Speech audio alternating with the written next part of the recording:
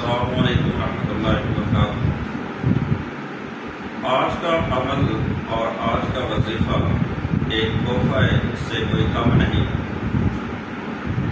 بہت سارے ساتھیوں نے کال کی کہ ہمیں کچھ ایسا وظیفہ بتلائیں جو ہمارے گھروں کے اندر تنگی ہیں، اس کے لیے، خیر کے لیے، برکت کے لیے، جادو کی کار کے لیے۔ آج کا جو وظیفہ ہے یہ انشاءاللہ ان تمام غموں سے نجات کے لیے ہے۔ آپ کا کوئی بھی مقصد ہے، کوئی بھی آپ پر پریشانی ہے، اگر شادی ہوئی ہے، اولاد نہیں ہوتی تو وہ اس وظیفے کو کرے۔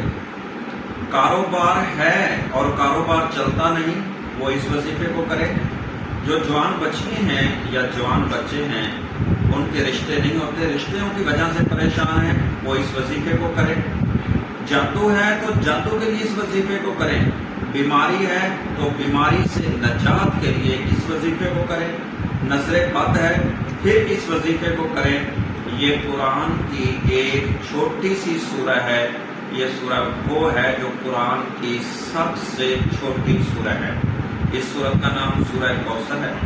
اس کو میں اب جو آپ کو ترتیب بتلاؤں، اس کے مطابق انشاءاللہ اگر اس وظیفے پر عمل کریں، حقیقت بات ہے، یہ میں آپ کو اپنے سینے کا راز دے رہا ہوں، یہ اتنا مجرب عمل ہے اور اتنا وظیفہ پاورفل عمل ہے، انشاءاللہ اللہ کے حکم سے آپ ان تمام چیزوں سے نجات پائیں گے۔ یہ سورہ کوثر آپ اس کو چلتے پھرتے پڑھیں۔ یہ نہیں ہے کہ آپ اس کو کوئی خاص وقت ہے، جو آدمی، جو میری ماں، میری بہن، میری بیٹی یا میرا بھائی اس کو اپنی زندگی میں لے آئے گا، زیادہ نہیں، چند دن آپ اس پر تجربہ کر کے دیکھیں۔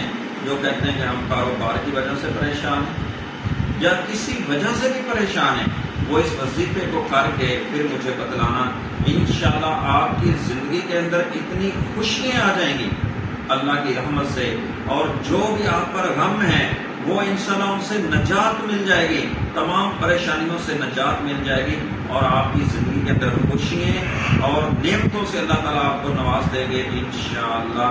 السلام علیکم ورحمۃ اللہ۔